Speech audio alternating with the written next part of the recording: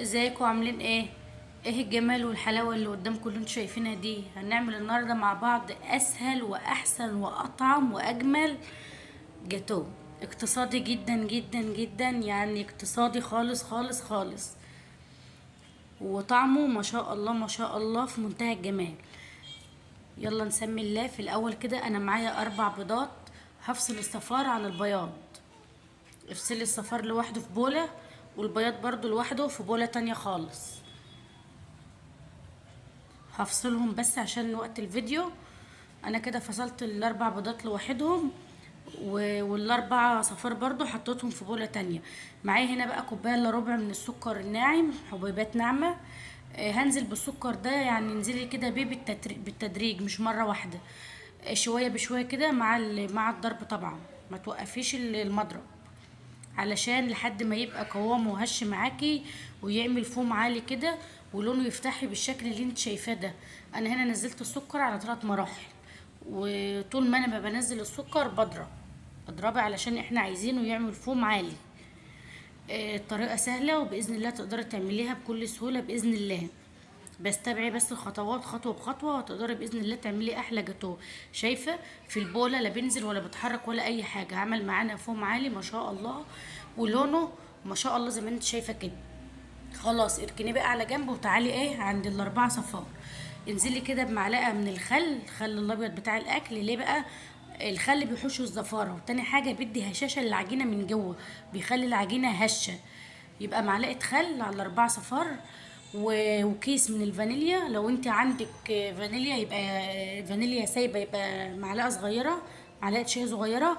ما عندكيش سايبة يبقى حط كيس. واضربي برضو كده بالمضرب على طول على طول كده، هيعمل برضو فوم، بس سايله معانا، مش هتتجمد زي الصفار. تمام؟ يعني هيعمل فوم ورغاوي كده زي ما انت شايفه كده. ده بالنسبه للصفار بس هيبقى سايل. خلاص كده. طيب هاتي بقى خدي الصفار اللي انت ضربتيه ده وحطيه على البياض. انزلي كده كل طوبيه على البياض، وقلبي كده بالراحة علشان احنا مش عايزين نخرج الهواء اللي في البياض اللي احنا ضربناه. بالراحة كده وانت بتقلبي عشان الهواء ما يخرجش، والكيكة بتاعتنا تطلع اسفنجية. طبعا هي هتبقى معانا رقيقة، هتبقى طبقة واحدة. خلاص انا كده خلاص عملته، قلبته كده بالراحة خالص. هاتي بقى الكوباية، وخدي بالك الكوبايه اللي انت مستخدماها هي اللي هتستخدميها طول ما انت شغاله. هاتي بقى الكوبايه وحطي كوبايه دقيق واحده. بكوبايه دقيق واحده هتعملي حوالي 20 قطعه من الجاتوه. ويعني انا عملتهم هنا حوالي 21 قطعه. ولو انت هتقطعي تقطعي اقل منها من زي ما انا عاملاها. لو انت هتقطعيها اقل مني هتطلع معاكي 24 قطعة. هاتي بقى كده خلاص كوباية من الدقيق في طبق تاني لوحده كده، عليها معلقتين 3 كاكاو، على كيك شيف. على فكرة ممتاز ممتاز ممتاز، استعملي كيك شيف احسن.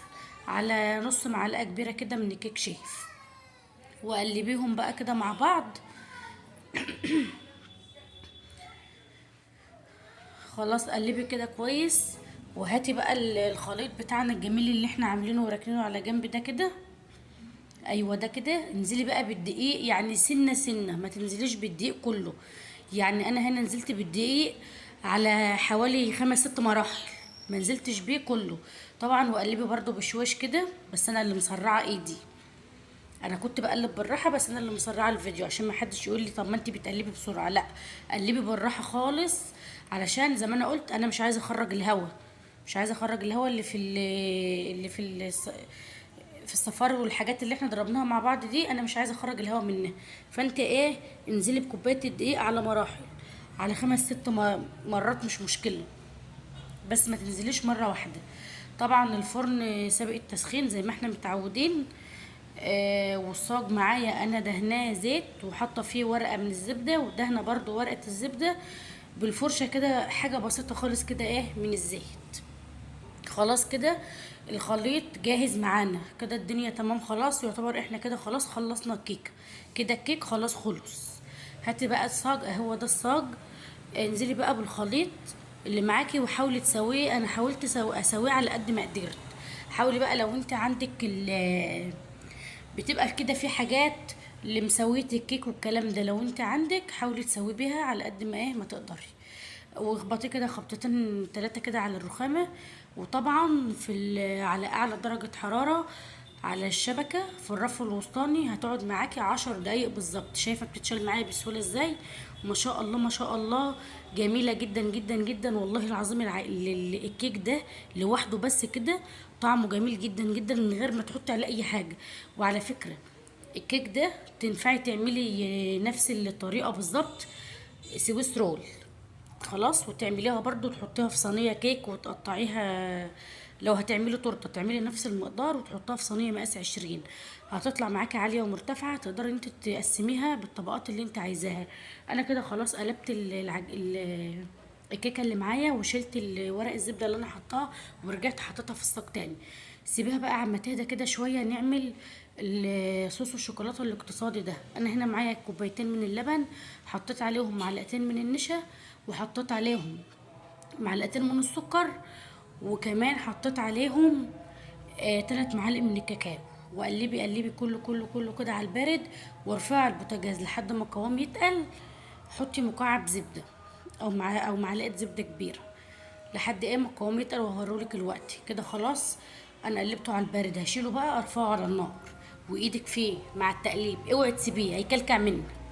اوعي تسيبيه على النار، خليكي واقفه جاره وقلبي لحد ما هتوصلي للقوام اللي انت شايفاه ده. خلاص، هنا معايا مكعب زبده او معلقه زبده كبيره. طبعا من الحراره بتاع الصوص الزبده هتسيح، ما تقلقيش. تقلبتين 3 كده وهتسيح. سهل جدا، ما بياخدش اي وقت. يعني كفايه اساسا طعم الكيك نفسه. الكيك نفسه من غير ما اسقيها اي حاجه او احط عليها اي حاجه، اقسم بالله حكايه حكايه حكايه. انا ولادي كلوا منها عجبتهم جدا جدا جدا، وقالوا يا ماما اعملنا منها على طول. وباذن الله هعمل برضو نفس الطريقه معاكم سويس رول باذن الله. خلاص سيبيه بقى يبرد ده على جنب، وتعالي بقى نحضر الكريم شانتيه. معايا هنا كوبايه من الكريم شانتيه، هحط عليها كوبايه ميه مشبره. ميه مشبره تكون جايه من الفريزر. وهحط عليها معلقتين من الكاكاو، وهحط عليها معلقتين من السكر، وهخفق كله مع بعضه كده لحد ما يعمل فوم معانا. وهتشوفيه الوقت بالظبط كده لحد ما يعمل معاكي فوم. وكل ما هيعمل فوم ويتقل معاكي اضربي قوي، لان عشان ليه عشان تضربي قوي؟ عشان الكريم شانتيه فيه ماده، احنا عايزين نطلع المادة اللي فيه دي، علشان المادة دي لما بتفضل فيه هي اللي بتسيح قطعة الجاتو او الكيكة اللي معاكي، او الكريم شانتيه اللي بتحطها على الكيكة. المادة دي لو ما طلعتش منه هي اللي بتسيح الكريمة معاكي. هاتي بقى، خلاص انا كده خلصت الصوص وخلصت الكريمة. هاتي بقى نص كوباية مية، حطي عليها كيس نسكافيه. لو ما عندكيش كيس نسكافيه يبقى قهوة سريعة الذوبان، وقلبيهم. وشربي الكيكة اللي معاكي. الكيكة طبعا طرية ما شاء الله، بس انا برضو حبيت اشربها، اعمل الخطوة دي عشان لو نشفت من اي حد فيكم يقدر ان هو يعمل الخطوة دي. نص كوباية مية على قهوة سريعة الذوبان، وقلبيه واسقي الكيك اللي معاكي. هاتي بقى الكريم شانتيه كده، وحاولي ان انت تساوي على قد ما تقدري، على قد ما تقدري ساوي بالسبتيولا اللي معاكي او المعلقه اللي معاكي. حاولي ان انت تساوي الكريمه على الكيك. خلاص، لو انت عندك الاداه اللي هي بتساوي الكريمه على الكيك مش استخدميها. انا هنا سويت على قد ما اقدر. هاتي بقى الصوص وانزلي برضو بيه كده على الكريمه. ما شاء الله شايفين تقيل جدا وطعمه جميل جميل جميل جدا. طبعا انا نسيت اقول لكم، انا هنا كان عندي قطعه كده من الشوكولاته الخام حطيتها في وسط الصوص ده. يعني وهو على النار كده كان عندي حته صغيره كده، حطيتها في قلب الصوص برضو وقلبتها معاه. برضو حاولت برضو اساوي على قد ما اقدر. بالمعلقه اللي معايا سويت على قد ما اقدر. قطعي بقى براحتك خالص. هي دي بقى يعني براحتك انت خالص وذوقك انت. انا هنا قطعتها على حوالي 20 او 21 قطعة. ممكن لو انت صغرت شوية هتقطعها على 24. كوباية دقيق واحدة بس هتعملك ما شاء الله تعدي 20 قطعة. وطعمها جميل جدا ولذيذة مش وحشة، طعمها جميل جدا جدا جدا واقتصادية. قطعي بقى، وبين كل تقطيعة والتانية يا اما تمسحي السكينة اللي انت بتقطعي بيها، يا اما تحطيها في مية سخنة. خلاص، يا تمسحيها يا تحطها في ميه سخنه عشان الدنيا ما تبص معانا. رغم ان انا استعجلت برضو عليها وقطعتها على طول، ما سبتهاش تشد شويه. بس طبعا بعد ما دخلتها التلاجة بقت لذيذه جدا جدا جدا، مش قادره اقول لكم على طعمتها عامله ازاي. كان فايض بقى كده حته معايا من الكريم شانتيه، حطيتها كده في الكيس الحلواني، وهعمل روزوتات كده او وردات كده حاجه كده خفيفه كده. لو انت مش فايض معاكي خلاص، او الشكل النهائي ده الزواق ده بتاعك انت براحتك انت. حابه تحطي فاكهه ماشي، حابه تعملي وردات زي ما انا عملت كده ماشي، حابه تحطي فرماسيلا زي ما انا حطيت ماشي، فواكه ماشي، حابه تسيبيها كده ماشي براحتك خالص. بس انا حبيت اعمل حاجه بسيطه علشان ما صعبش الدنيا عليكم، وتبقى الامر سهل عليكي خالص وتقدري تعمليه. انا هنا عندي فرماسيلا، بعد ما عملت الوردات كده حطيت شويه فرماسيلا كده زي ما انت شايفه، او بشر شوكولاته. لو كان برضو عندي حته شوكولاته كده صغيره بشرتها وحطيتها، يمكن هي باينه معاكم. براحتك بقى خالص. يا ريت بقى لو الفيديو نال اعجابك، لو عجبك طبعا تعملي لي اعجاب، او على تحطي لي لايك، وتعملي اشتراك في القناه وتفعلي الجرس علشان يوصل لك كل حاجه بعملها وتوصل لك. ما شاء الله والله العظيم اقسم بالله انا ما قادره اقول لكم على طعامه الكيكه دي. حلوه قوي قوي قوي قوي، وطعمها جميل جدا جدا واقتصاديه قوي. يعني الصوص بتاعها اقتصادي، الكريمه سهله، الكيك نفسه اقتصادي وسهل، مفيش حاجه فيه معقده. باذن الله تقدري تعمليها بكل سهوله في البيت وتفرحي ولادك. طبعا احنا عارفين ان قطعه الجاتوه الوقت بقد كده، يعني عدت ال10 جنيه. فدي حاجه سهله واقتصاديه وشيك ورقيقه وكفايه ان انت عاملاها في البيت زي ما احنا متعودين، وكفايه النظافه.